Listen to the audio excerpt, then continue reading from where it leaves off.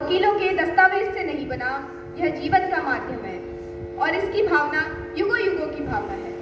Now, to enlighten us more about the Indian Constitution, we have Shubham Gathori on the stage.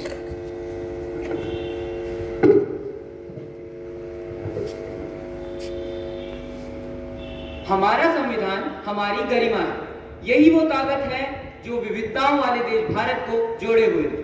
सुप्रभात आदरणीय प्रधानाचार्य महोदया, समस्त शिक्षकगण एवं मेरे प्रिय सहपाठी। मैं शुभम गेतुरी, कक्षा 11 का छात्र, आज आप सभी के समक्ष हमारे संविधान पर एक भाषण प्रस्तुत करने जा रहा हूँ। किसी भी प्रकार की त्रुटि के लिए मैं क्षमा चाहता हूँ। अब सबसे पहला सवाल ये है कि संविधान की परिभाषा क्या है। सरल शब्दों में, नियमों का एक ऐसा समूह जो ये निर्धारित करे कि किसी देश या राज्य को कैसे चलाया जाए, संविधान कहलाता है। हमारे संविधान की रचना के लिए 6 दिसंबर 1946 को संविधान सभा की स्थापना हुई, जिसके अध्यक्ष डॉक्टर राजेंद्र प्रसाद चुने। हमारे संविधान का प्रारूप तैयार करने के लिए एक समिति बैठाई गई, जिसका नेतृत्व डॉक्टर भीमराव अंबेडकर ने किया। अनेक संवादों एवं बहसों के बाद 26 नवंबर 1949 को हमारे संविधान को पारित किया गया एवं हमारे संविधान को अपनाया भी गया।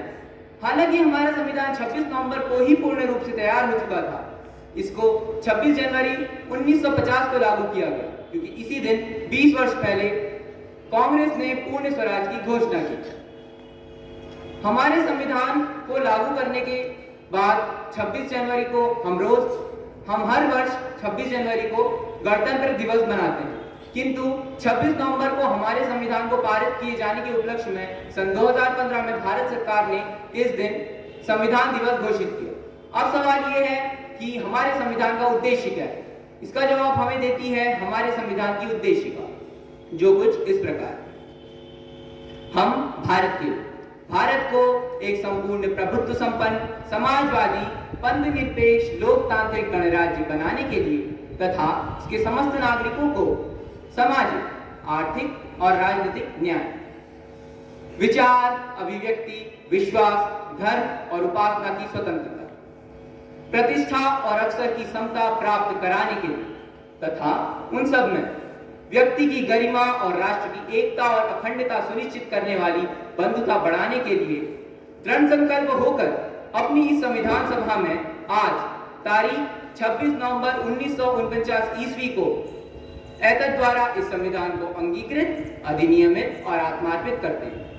अपने उद्देश्यों को पूरा करने के पथ पर अग्रसर हमारे संविधान ने हमें 6 मूल अधिकार दिए, जो हैं समता का अधिकार, स्वतंत्रता का अधिकार, शोषण के विरुद्ध अधिकार, धर्म की स्वतंत्रता का अधिकार, संस्कृति और शिक्षा संबंधी अधिकार तथा संवैधानिक उपचार का अधिकार।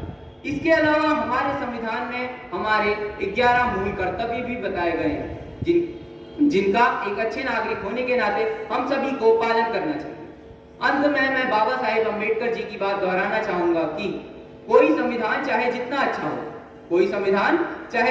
हो, वो बुरा साबित हो सकता है यदि उसका अनुसरण करने वाले लोग बुरे।